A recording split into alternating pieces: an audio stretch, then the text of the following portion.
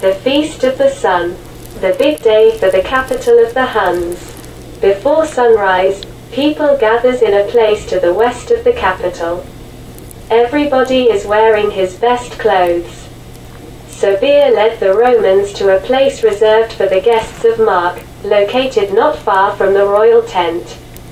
The flags of the tribes and military detachments float on the masts. The people are arranged in circles, around their flags, on the carpets and on the grass. To the east, the sky begins to clear and one can see the panorama of the capital with its palaces and decorative towers. A priest, called the White Shaman by the Huns, comes out of a tent at the western end of the festival place. He is accompanied by a boy and a girl, all three are dressed in white. The shaman holds a drum, each of the two children, who are a little behind him, holds a leather cord tied to the back of the shaman. Sabir explains, "We are called the tribes of the sun with the reins in the back, because the sun symbolizes us, God who directs us with his rays as we direct our horses. But then Tengra is God of the sun. Tengra is God of all that exists. The sun is his greatest creation. It has several names. Ulu Tengra, great God. Arun Tengra means white God, that is to say, solar God. The Sakas say, Ar Tengra, or Ar Toyon Tengra. What does the word Ar mean? Many Eastern Sakas, like the Alans, speak languages that are different from those of the Huns.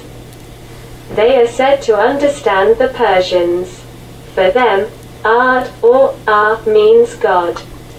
The shaman passes solemnly under the weak rolling of the drums towards the east end of the feasting place and stops. The drums are silent. The Romans note that the shamans and priests of the various tribes and military detachments light fires not far from their flags. A woman shaman, who was seated at the banquet in the place of honor of the neighboring table, also lights a fire near the royal tent. She is Udigan, a friend of Keriko, explains Sabir. The silence. One only hear birds. All the heads are turned towards the east while waiting for the sunrise. The Romans unintentionally admire the panorama of the capital on the bottom of the morning dawn. When the sun shoots its first rays on the crowd that await it, the shaman raises his hands to heaven, strikes his drum 3 times and recites a prayer in a quick and solemn voice. 7 girls and 9 boys in white clothes approach him. The shaman accomplishes with them still some beautiful rites, pouring kamiz, fermented mare's milk drink, on the ground. Then he goes to the royal tent, blesses Keriko and his children, Prince Ellak, 4-year-old Uzun-Tur, 2-year-old Dengizik, and stays next to the queen. Udigan continues the ceremony for Keriko according to the rites of his tribe. All Sakas women have tall conical hats. The tribe of Keriko has been known since antiquity under the name of Sakas with the hat's arrows. Says Sabir, men also used to wear similar hats. Their kings wore gold armor. They lived not far from the great lake Issyk-Kul. Comes the Christian bishop of Hunland, he blesses the Romans and recites a prayer. He then proceeds to the group of the Latin and Greek secretaries of Attila. When the bishop passes to the other group of Christians, Wanges detached himself from the group of secretaries and joined the Romans. Look at our capital. He exclaimed, the city of the sun. Indeed, under the rays of the rising sun. The panorama of the capital of the Huns is splendid. The 9 concentric enclosures symbolize the 9 layers of the sky, explains Wanges. The pointed roofs of the round towers resemble the helmets of the Huns warriors. Painted in blue colors and golden yellow, varnish, they shine under the rays of the sun. The 8 wide streets run like rays of the citadel which surround the royal quarter. The city is built with wingspan. The houses do not touch, have large courtyards, closed on one side by a section of one of the 9 enclosures. Orestes thinks, the fire is not a danger for this city. He has already noticed that the palaces are built on stone foundations. Their different parts are separated by corridors, also in stone. How well everything is reflected. Dengizik explains, east of the Hunland is a second capital. I visited her, explains Sabir. It is a larger city, but less splendid than this town. This capital is a window on the Roman and Germanic world. Said Onegis, Attila wants to impress the people of Europe. But then why does he not build stone?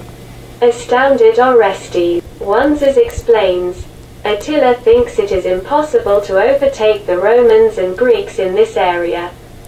He does not want to have as a capital a pale copy of the Roman cities.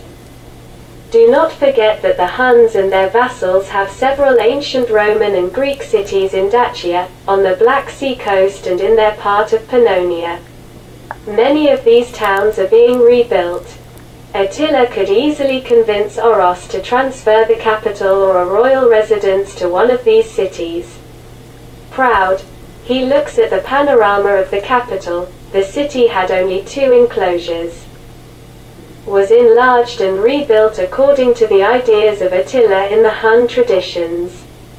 The Germans call our city Attilaburg or Etzelburg. Yes, he created an extraordinary city. Confirms Orestes. We built a lot this last year thanks to the Roman money. Said Dengizik. To the Roman money? Orestes and Salvian stupefied exclaim simultaneously. According to the conditions of the treaty with Aetius for the mobilization of the army of relief, we received a contribution to our treasure. Each soldier then paid taxes on his salary as a Roman mercenary. It can be said that the new palace of Jericho is built with the silver of Galla Placidia. We have given the treasury 1/10 of our pay, confirms Sabir. The feast continues and disperses the sad thoughts of the Romans. The girls and boys in their beautiful clothes bring them drinks and food on dishes. Orestes gives small pieces of each dish to the spirit of the fire. After this breakfast, games and competitions begin, but many people stay near the flags to talk with their friends and compatriots. Sabir is also going to look for his own. Dengizik accompanies the Romans towards the royal group. Jericho and Aita in Hun dresses embroidered with jabots and laces, and wearing very high-pointed hats, greet them with a smile. 2 Germanic princesses with hats of the same type are next to the queen. Like women like to imitate fashion, thinks Salvian. Udigan and the bishop, with important tunes, discuss amicably. The Romans and Dengizik made a bow to Jericho and the ladies. Then they approach the bishop. It is astonishing to see on his breast a cross with 4 equal branches and to notice in Udigan a cross with equal branches and anchored, engraved inside a large disc in silver. The bishop quickly understands the reason for the interest of the Romans and explains to them, you are accustomed to crosses in Tau, which reproduces the form of the instrument of torture of Christ. But here we carry crosses with equal branches, familiar to the Huns. Besides, many people begin to wear similar crosses in the Eastern Roman Empire, and it is amusing to find that the Romans of the West call them the Greek crosses. Orestes again compares the 2 similar crosses on the bosom of the bishop and the white shaman and asks, but what does the cross mean for the Huns? We see these crosses on flags, clothes, shields and quivers. The bishop first looks at Udigan and then begins to explain, the Tangra cross is a very ancient symbol. Each people interprets it differently. The shaman told her a few words in Hun. The bishop translated, For example, the Sakas regard the cross anchored as a stylized image of the sacred two-headed eagle. The Huns believe that extraordinary birds and hinds with golden horns are messengers of God. After their appearance, there is always an important event in the life of the people. Orestes asks the bishop a question which interests him deeply. Do you think the Huns and the Christians believe in the same God? The bishop replied with conviction, without a doubt. I translate the Bible and the Gospel into Hun, and in my translation I identify Tangra with the Christian God. I have discussed this issue a lot. But we know that there is also Odin Khan, God of destiny. Is not this a sign of polytheism? Modin Khan, who was the first Emperor Hun, is canonized in popular memory. I compare it with the saints of the Catholic Church. It is believed that its laws, just and strict, were inspired by Tangra and are always respected by all the Hun tribes. Tangra is God alone and omnipotent, surrounded by the other divinities, both distinct from him and forming part of them. Salvian remembers the reasoning of the philosophers, rather obscure for him, and disputes about the Trinity. The union of three distinct persons forming one God, the Father, the Son, and the Holy Ghost, but also on the angels and archangels, purely spiritual creatures.